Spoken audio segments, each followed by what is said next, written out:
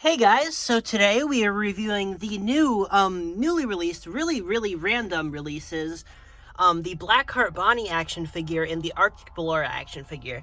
So Arctic Ballora has been out since, I want to say March, maybe April, maybe early April, around March or early April, I forgot, but, she's been out for a bit now, and, Blackheart Bonnie literally just released a couple days ago, so got these both, in a relatively timely manner. Arctic Ballora took a while to come to the United States. Blackheart Bonnie came to the United States first, so that's interesting. But yeah, really odd character choices for Funko to do this time around, but not, I don't know, they're just really like, I'm mixed on how I feel about it. All I know is that it's weird. It's just kind of weird. I suppose since she's been in the backlog for longer, I should review Arctic Ballora first. Now, this character is just like, this is the first, like, it's a variant of a sister location character, which would be cool if it wasn't one of the two sister location characters that they've already released before, like, that they re-released, I mean. Because, like, Ballora and Funtime Foxy are extremely easy to find. If they were doing like a Heartsick baby figure or a broiler baby or any of the baby skins, I think it was the only two. But yeah, I feel like that would have been a lot more interesting because baby hasn't had a re-release, so I feel like getting an easily accessible version of that mold would be a lot cooler than just getting a Ballora variant. But that's just me. I don't know. It just seems like a weird character, especially compared to, actually no, because what, they're gonna do a Frostbite Balloon Boy action figure or a Frost Plush Trap? I don't think they'd do that. So I guess they really don't have any other options to make another Christmas character besides Arctic Ballora. But then again, why make her anyway then? But I don't know. It's just really weird that they made this. But you may be noticing, this box looks a little familiar. It's the same as Frostbear's. Alright, kind of. So I can't find my original release of Frostbear, because the original release of Frostbear has this same like black sticker with the white text. I have both releases of Frostbear. This is the re-release one with the ice theme on the sticker. I don't know where the original is, but this is the non-exclusive version that was re-released. So yeah, no idea what happened to my other one. It's probably somewhere in that stack back there, but I'm too lazy to dig it out. So yeah, you can tell though, they're basically the exact same boxes, even down to the back of the box, which includes both characters. So you can officially call Freddy, Frostbear, and Arctic Ballora a set, so that's pretty neat. That just made me remember, they could have done Black Ice Frostbear. That would have been a really cool figure. That's a shame. I made a custom of him a while back. If I forget to pull up the image right now, yell at me in the comments. But I made a custom of him a while back, and I really like that custom. So I'd like to see what the official interpretation would look like. But yeah, these two are officially a set, so I don't know if they plan on adding on to this in the future with more potential Christmas characters. There's no the holiday wave coming later on this year, so I doubt it, and they're all like original characters. They got a Santa, Freddy, and Nutcracker, Foxy, stuff like that. So I don't think they're going to be continuing making the AR skins going forward, which I think is good. But there are some skins that they probably missed out on doing, like Flaming Springtrap comes to mind, Black Ice Frostbear. There's just a couple skins that I think could have gotten figures compared to the ones that did actually get figures, which I honestly think a lot of them are kind of lame choices. Arctic Ballora isn't any different. Nothing really too interesting to say about her box. I have two of them, so I don't have to open one in the video, so here it is. Alright, so here is the Arctic Ballora action figure. So a lot of you guys probably don't know this, because I don't think I've ever really brought it up in a video before, but Arctic Ballora is one of my least favorite FNAF AR skins. I just think the color palette really doesn't work. I think the design is really messy. So kind of like the last one I would have wanted them to make as a figure, but credit where credit is due, they managed to make it look pretty okay. I don't really see too many glaring flaws. The sculpt is pretty detailed. You can even see all like the stuff in the ice right there. Yeah, overall, the sculpt is pretty good. The paint job is also good. You got all the little spots there, all nice and detailed. The teeth are actually surprisingly good detailed. Funko kind of messes up with teeth when there's little tiny ones, but they did a pretty good job there. The crown here looks good. All the ice spikes look pretty good. They're all smoothed out, obviously, because they don't want them razor sharp, so you cut yourself when you touch the figure, so that makes sense. Yeah, it's got a little bit of fading on the paint on the arms, which is pretty cool. They clearly put a lot of effort into this, which I appreciate. Not a fan of the character, but if you are a fan of the character, this is probably like absolute best case scenario you could have gotten for this character, because she looks basically exactly how she should.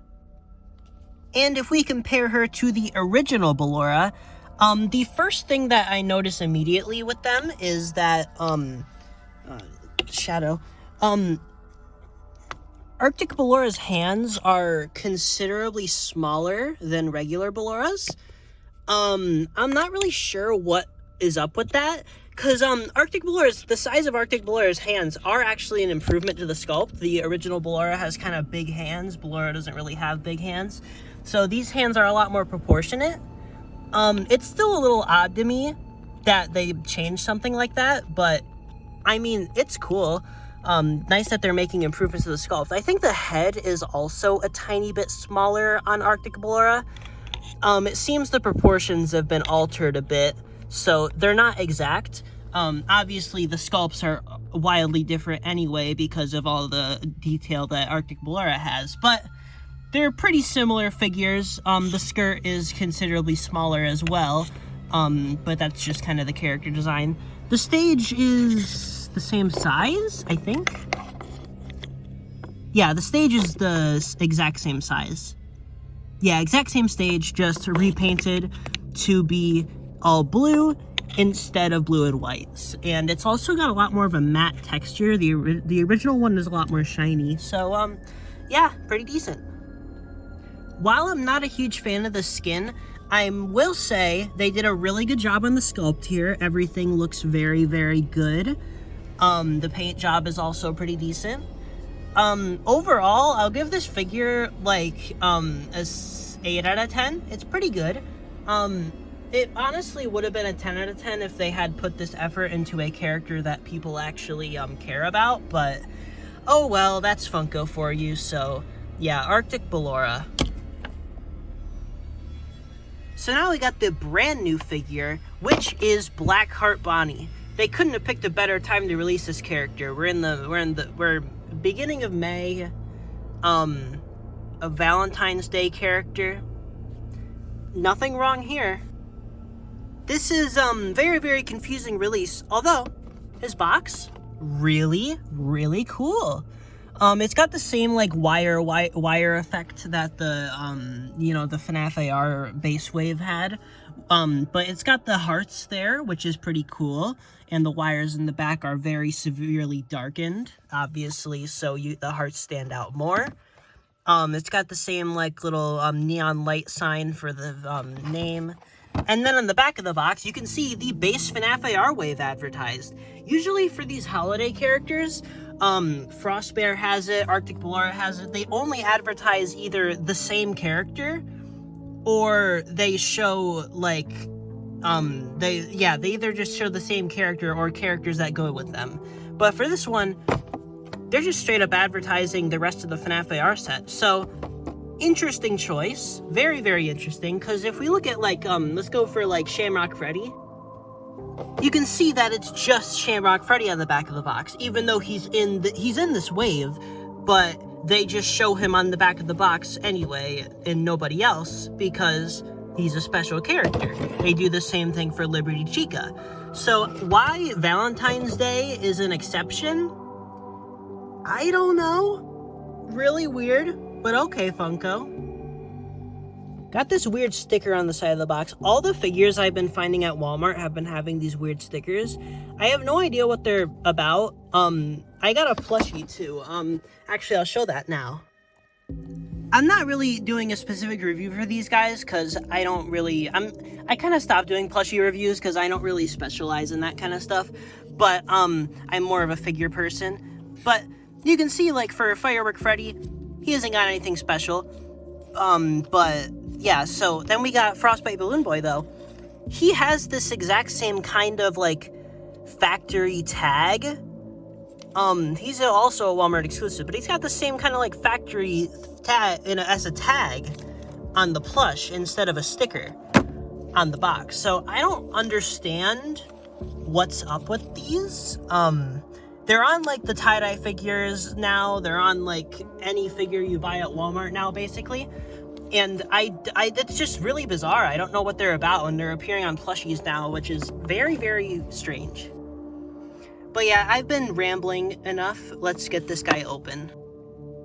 Alright, so here we have the Blackheart Bonnie action figure. So, right off the bat, I just want to say, he's got an endoskeleton. It's fully sculpted in there. All throughout his body, he's got an endoskeleton in there, which is awesome. If you don't remember, Radioactive Foxy had the exact same deal, where he has an endoskeleton fully sculpted all throughout his body, and if you dissect the figure, you can actually get a figure of the endoskeleton, or at least the body, not the head. So, pretty freaking cool that he's also got an endoskeleton.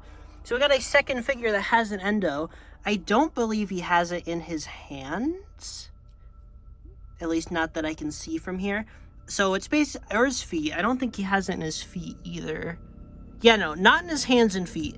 But he does have the endoskeleton all throughout his arms, legs, and torso. And he's got his heart in there, which is awesome. Put him over a light here to see it a little better. You can see he's got the full endo in there with the heart on it. And he's got it in his arm, in his other arm, and his legs. And, yeah, just to get a better look at it, inside of his head, you can see nothing really going on in there. So, yeah, sculpt on the body of this figure, spectacular. They did an amazing job on this body here for the sculpt. He's even got, like, the shattered glass everywhere. You can see his legs cracking. You even see some of his endo sticking through on his leg here, which is pretty awesome. I don't think his endo is poking through anywhere else on him. I wish they did that more. That's actually a really cool detail. But, yeah, you can see the endo poking through a bit. You can see just, like, one negative I will give this figure. Terrible paint job. Like, oh my gosh. Just awful paint job. Terrible head sculpt, too. Why are his teeth so far back and up? He shouldn't even have upper teeth. But the fact that he has them and they're this far back is just insulting. The bottom row of his mouth also is in the right spot, but it's just weird because the top of his head is so high up. I don't know why he's looking upward. But, elephant in the room, he has nightmare endoskeleton teeth, which, is peculiar. I have no idea what the creative decision over at Funko was to give him nightmare teeth, but they did it. The ears are, like, sculpted in a specific position, too, so they're, like, kind of off. That's not, like, something that wasn't intentional. At least I don't think so, because there's no product image for this guy, so we really can't tell, but it doesn't seem unintentional, because they're really, like, stiff like that. This figure is, like, hard. It's not like these guys where they're kind of, like, squishy, you can just move them around. This guy is, like, solid plastic. This guy is, like, extremely sturdy. I do quite enjoy how his eyes look. I think they look really nice and scary, so that's cool. But yeah, overall, definitely one of the cooler AR skins in my opinion. So for a figure of him, I'm mixed. I feel like his face just could have looked a lot better than it does. It's mainly the face. If the face looked better, this would have been like a 10 out of 10. But because of how wonky the face is, I'm gonna have to knock it down to like a 7 out of 10. I don't know. He's good. He's not terrible or anything. I actually quite like him, but I feel like his flaws are way too noticeable for me to actually give him a high ranking. So, yeah, really weird releases. Not really sure why Funko made these, but they sure did. So yeah, that is the Blackheart Bonnie and Arctic Ballora action figures from Funko. They're alright. Again, I cannot emphasize this enough. Why did they make these? These are really weird, but they're fine. They're all right. I don't mind them. If you're interested in any of these characters, I think they're worth getting for the collector's value. Maybe not so, I don't know. If these were standard releases, I wouldn't recommend them nearly as much, but since they're exclusives, I think they're fine. They're interesting. They stand out. Yeah, I don't know. They're meh. I will say this, though. I do recommend Blackheart Bonnie a bit more, just because of how freaking wonky he is. Like, this is a really interesting figure. It might not be the best figure, but it's definitely one of the more interesting ones that Funko's done recently. And also, I was just about to stop the video, but I just remembered.